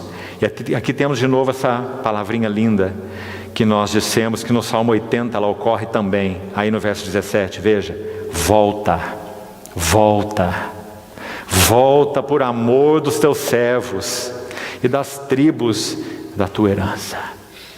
Sabe, irmão, às vezes o Senhor volta a visitar o seu povo por amor de 2 ou 3 servos. Volta por amor dos teus servos e da tribo da tua herança. Só por breve tempo foi o país possuído pelo teu santo povo. Olha, irmão, até aqui, deixa-me fazer um destaque mais para você. Olhe a oração de Isaías. Ela está toda centrada no nome de Deus e em quem Deus é. Não tem aqui o meu, o meu, o meu. Tem somente o teu. Você tem notado? Olha no verso 15, onde começa o clamor. De novo, volte lá rapidamente. Tua santa e gloriosa habitação. Logo em seguida, teu zelo, tuas obras poderosas, a ternura do teu coração, as tuas misericórdias. Verso 17. Porque nos faz desviar dos teus caminhos, no final do verso ainda, os teus servos, a tua herança. Não há nada de egocêntrico nessa oração.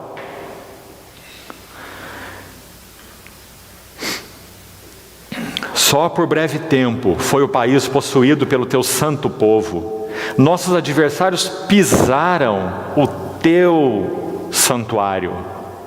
Aí está a carga de Isaías, irmão. E aí está o gemido de Isaías. É o teu santuário o foco. Quanto amo, Senhor, a habitação da tua casa e o lugar onde tua glória assiste. Essa é a carga de Isaías. Tornamo-nos como aqueles sobre quem tu nunca dominaste. Perda óbvia do governo, da liderança. Na linguagem do Novo Testamento, do Espírito Santo. Ainda na mesma linguagem, o encabeçamento de Cristo. Essas coisas deixarem de ser fraseologia para nós e passarem a ser realidade. O Senhor tem encabeçado a assembleia na qual nós nos reunimos. O Espírito Santo tem encontrado o caminho de verdadeira liderança. Então nós vamos ser aqueles que cuidam, que servem, que admoestam, que exortam, que pelejam, que abrem a boca e não tocam flauta para os outros dançarem. Não é? Graças a Deus, irmão. Graças a Deus pela palavra profética da Bíblia e daqueles que amam o Senhor. Como nós carecemos dela. Não é por menos que Pedro diz que ela é uma candeia que brilha em lugar tenebroso. Sem palavra profética a igreja já teria perecido. E então, olha a primeira palavra do capítulo 64. É um ó. Em outras ocasiões já comentei com os irmãos que Spurgeon, famoso Charles Spurgeon, chamado o príncipe dos pregadores, um servo apaixonado por Jesus. Quando ele estava pregando em Londres, um advogado ia sempre ouvi-lo. Ele, até onde se sabe, nunca creu no Senhor. Ele ia ouvir Spurgeon por causa da oratória. E perguntaram para ele: você veio aqui tantas vezes ouvir Spurgeon e você nunca respondeu a um apelo para receber o Senhor. Por que você vem aqui? E esse homem disse assim: porque ninguém fala ó como esse homem. Porque Spurgeon, irmão, quando estava pregando o Evangelho, ele não via ninguém à frente dele. Ele só via os céus abertos e o rosto do crucificado. Ninguém diz ó como esse homem. O que significa esse ó? Espanto, admiração, paixão, assombro por quem é o nosso Senhor Jesus. E aqui está Isaías dizendo ó. E qual é o gemido de Isaías? Ó, se fendesses os céus e descesses. E não é também o nosso? O que nós estamos aguardando? Ó, se fendesses os céus nessa noite e nos interrompesse. E nós ouvíssemos aquela voz: bem-aventurados os que são chamados para a ceia das bodas do Cordeiro. Ó, se fendesses os céus e descesses, se os montes tremessem na tua presença, como quando o fogo inflama os gravetos, como quando faz ferver as águas. Amados irmãos, Paulo escreve em Romanos no capítulo 12 assim: sede fervorosos de espírito, servindo ao Senhor.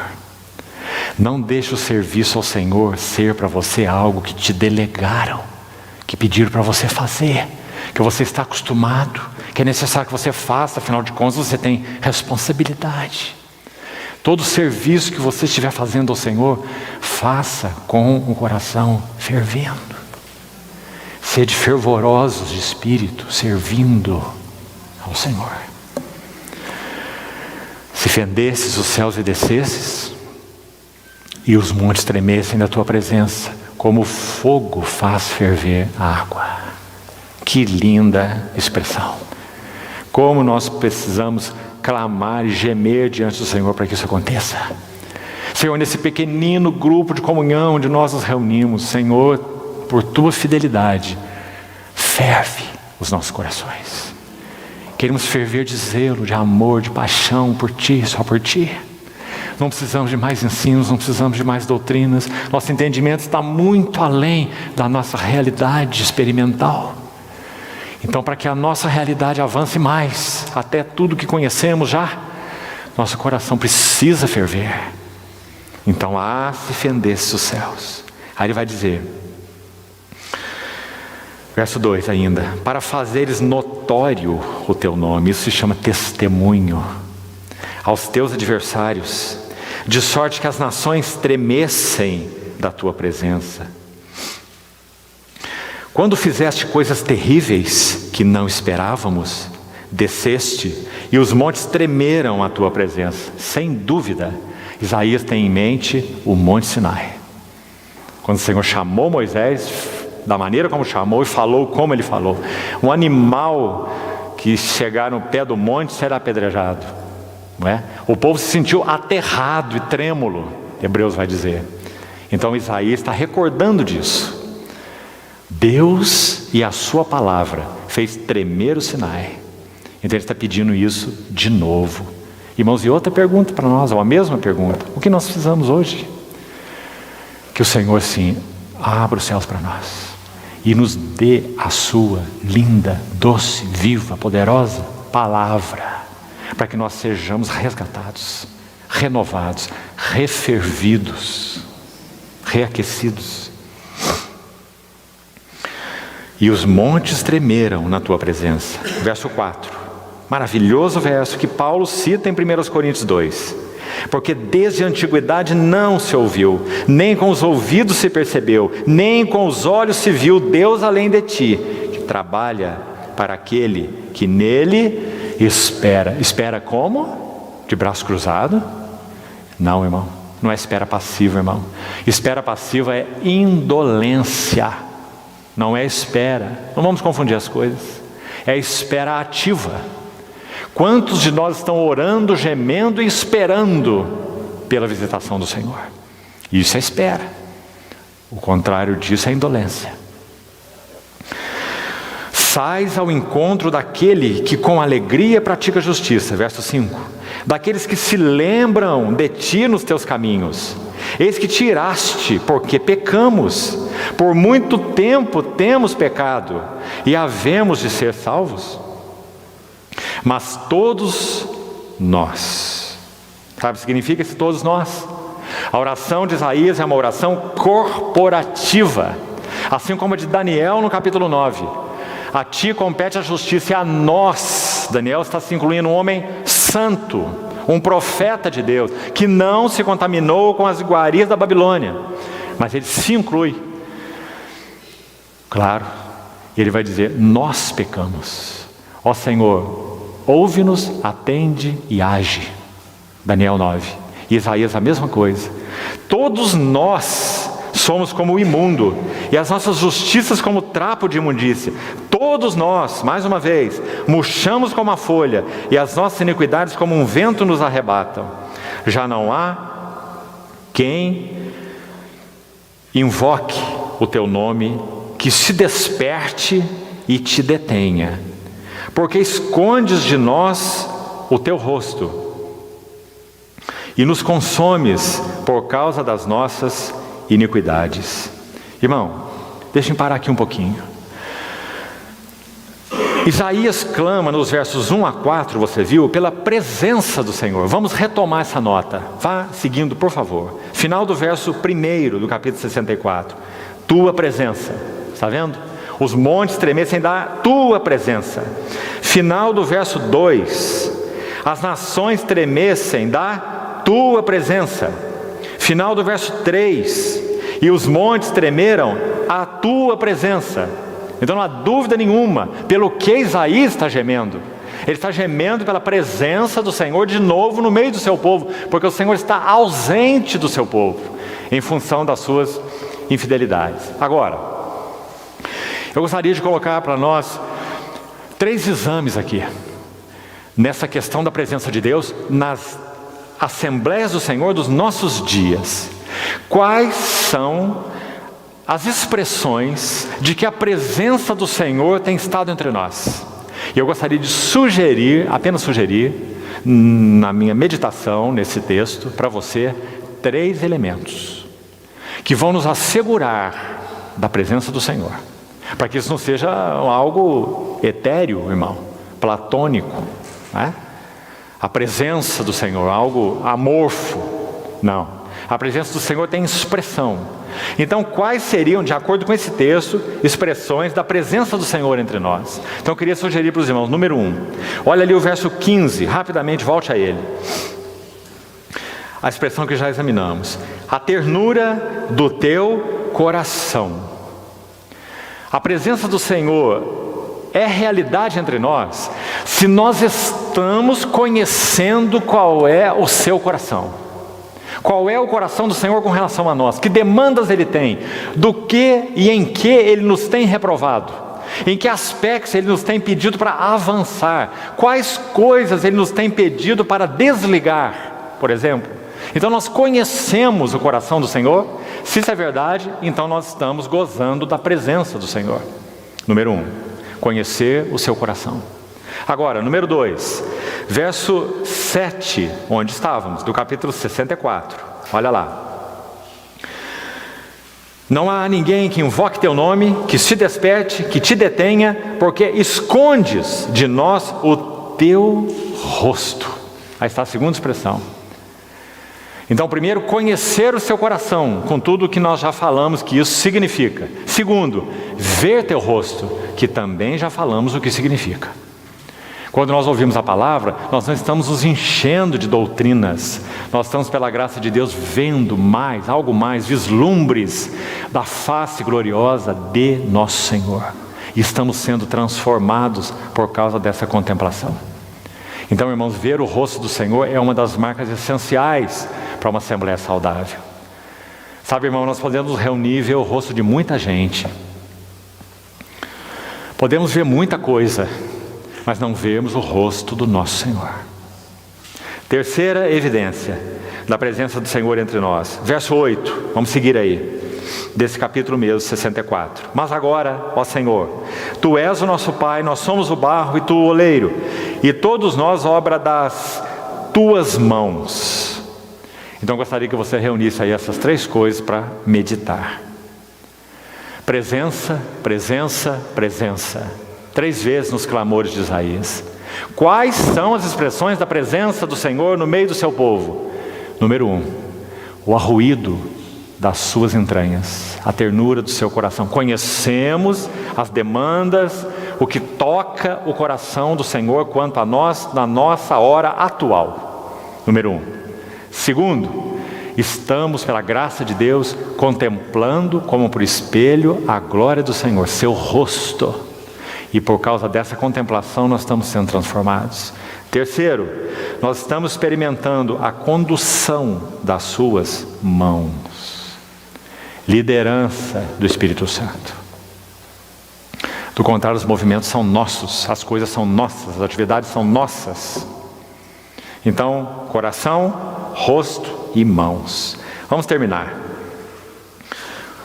Versos 9 a 12, e concluímos. Não te enfureças tanto, ó Senhor, nem perpetuamente te lembres da nossa iniquidade. Olha. E esse olha, mais uma vez, reflete também, é paralelo ao clamor de Asaf, no Salmo 80. Olha do céu, vê e visita essa vinha. Então aqui Isaías também, olha, pois nós te pedimos, olha pois, nós te pedimos, todos nós somos o teu povo. As tuas santas cidades tornaram-se em deserto, Sião em ermo, Jerusalém está assolada, o nosso templo santo e glorioso em que nossos pais te louvavam foi queimado a fogo, todas as nossas coisas preciosas se tornaram em ruínas, Conter-te-ias tu ainda, ó Senhor, sobre estas calamidades? Irmão, se isso não é um gemido, não sabemos o que é um gemido.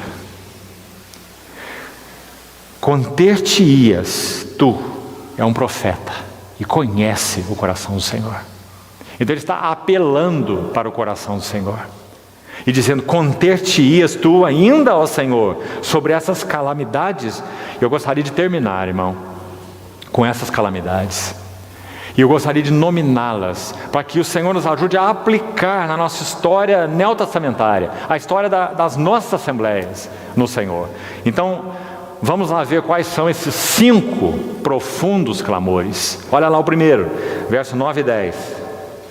O primeiro é: o teu povo e as tuas santas cidades. Final do verso 9, teu povo, e o início do verso 10, as tuas santas cidades. Na linguagem do Novo Testamento, como nós podemos chamar isso?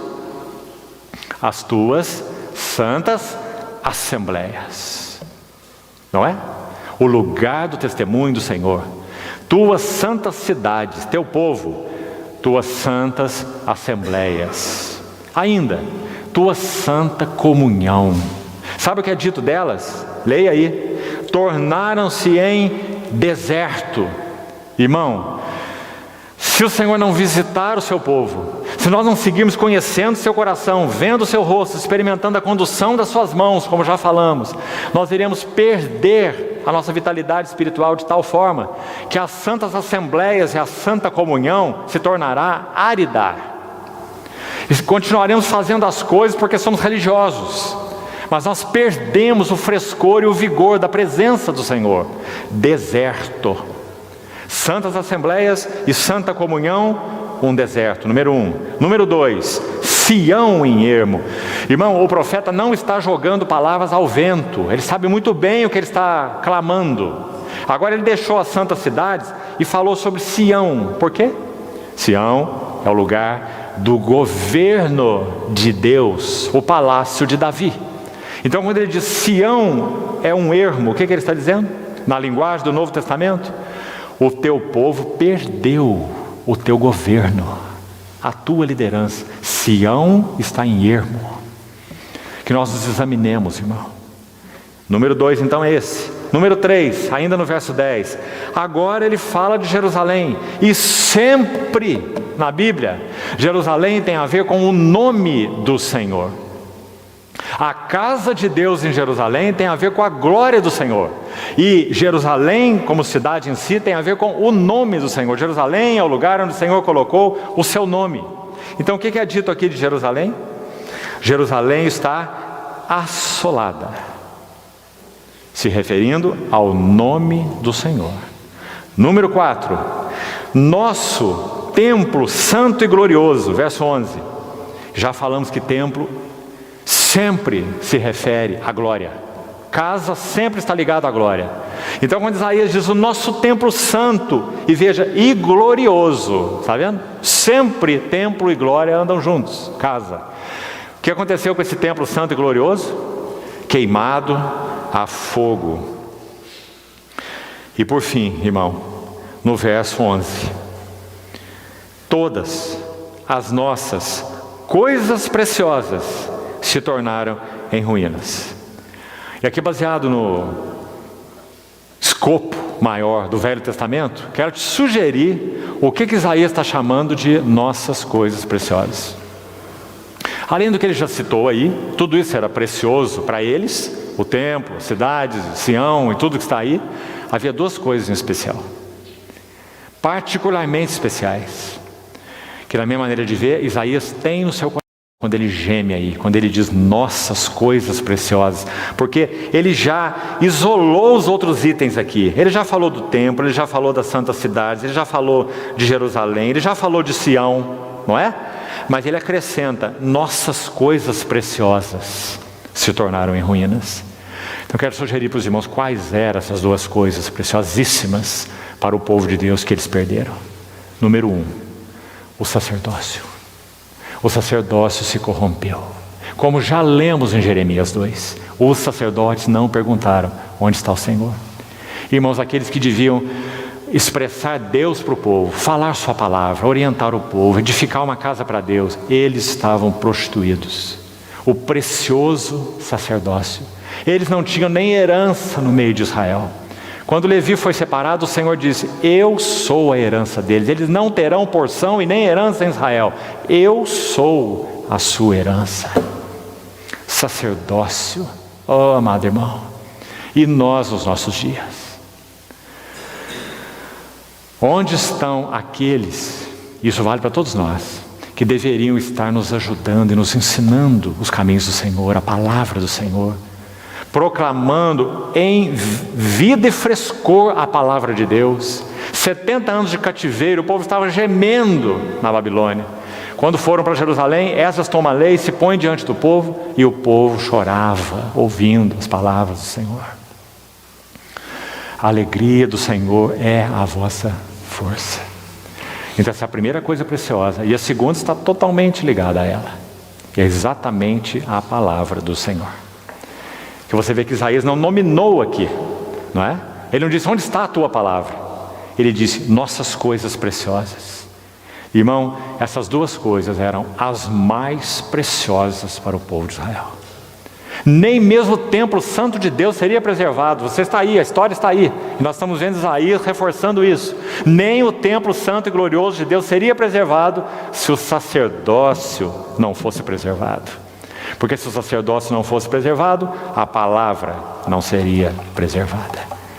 E se a palavra não fosse preservada, tudo cairia em ruínas.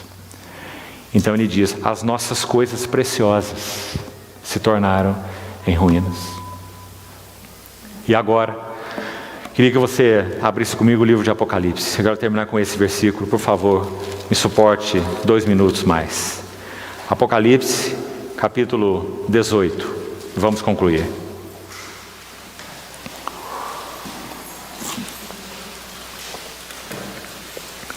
Apenas 2 vezes no Novo Testamento, a palavra traduzida para morada, como ela é usada aqui, ocorre. Como ela é usada aqui em Apocalipse 18. Já vou mostrar onde ela está. Só 2 ocorrências.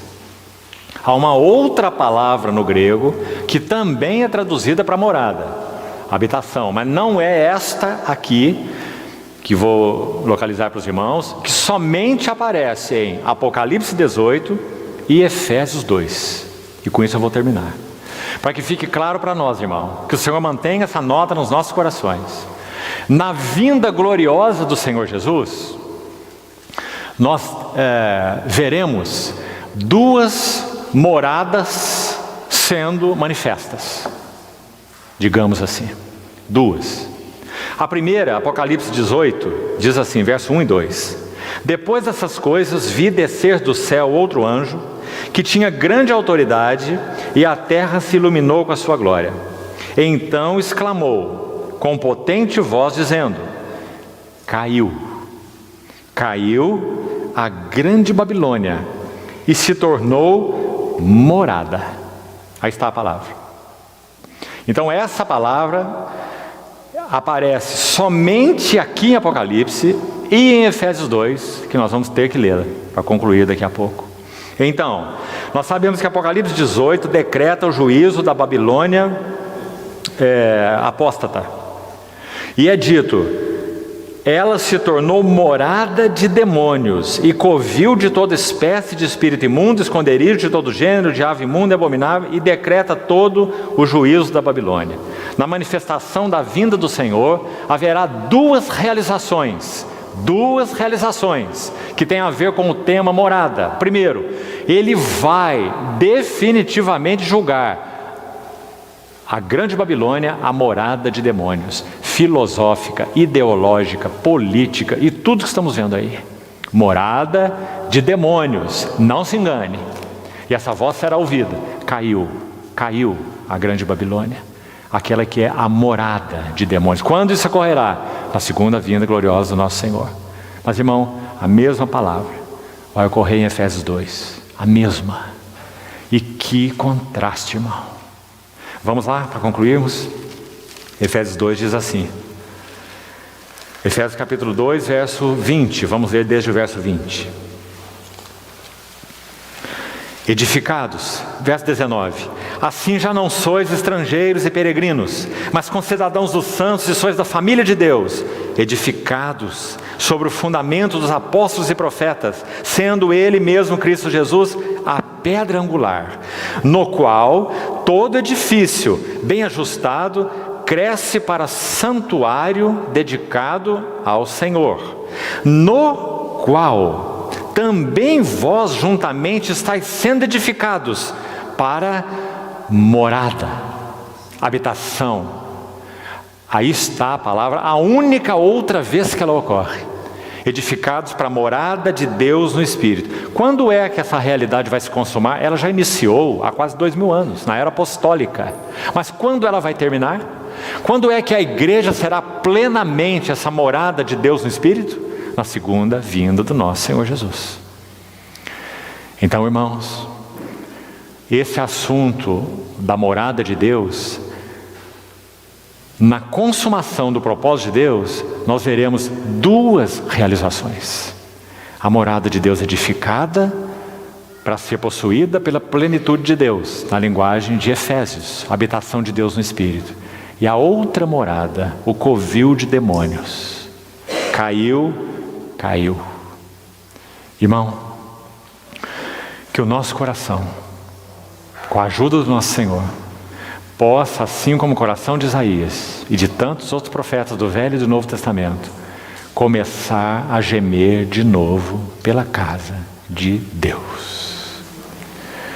Porque, repetindo, estamos às portas do grande dia, em que a morada gloriosa será plenamente revelada, e o Senhor julgará a morada dos demônios. Então que o Senhor continue falando ao nosso coração, e que haja um verdadeiro gemido no nosso homem interior, para que o Senhor edifique sua casa. Irmão, Ele não fará sem nós, não fará. De Deus nós somos cooperadores. Ele nos chamou para isso. Então que ouçamos melhor sua voz. Não há privilégio maior nesse universo do que sermos cooperadores da edificação do edifício eterno de Deus. Não há nada que se compare a isso. Tudo mais em nossas vidas tem que gravitar em torno disso. Que o Senhor nos ajude e siga falando ao nosso coração. Vamos orar. Senhor, te agradecemos, porque o Senhor levantou teus santos apóstolos e profetas nos tempos do Velho e do Novo Testamento. Te agradecemos, Senhor, porque eles gemeram e continuam gemendo junto com teu coração. Te suplicamos, Senhor, por tua fidelidade, que o Senhor não permita que esse gemido se apague e que nós sejamos calados pelas vozes do mundo, pela ambição de riquezas, deleites, prazeres, ocupações, atividades, interesses. Guarda-nos, Senhor. Queremos responder integralmente aos interesses do teu coração.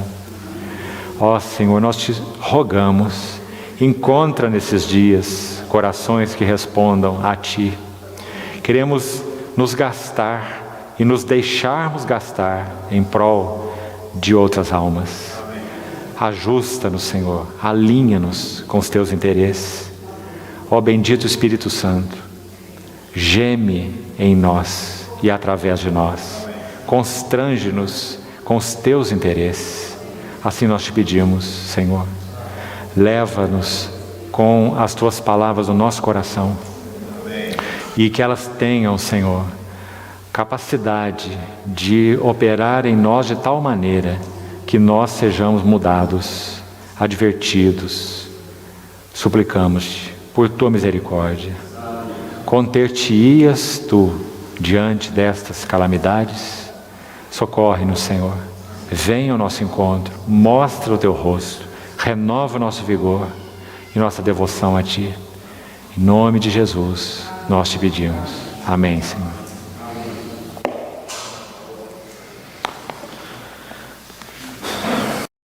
O objetivo deste CD é de levar a mensagem da cruz para a sua vida e sua família.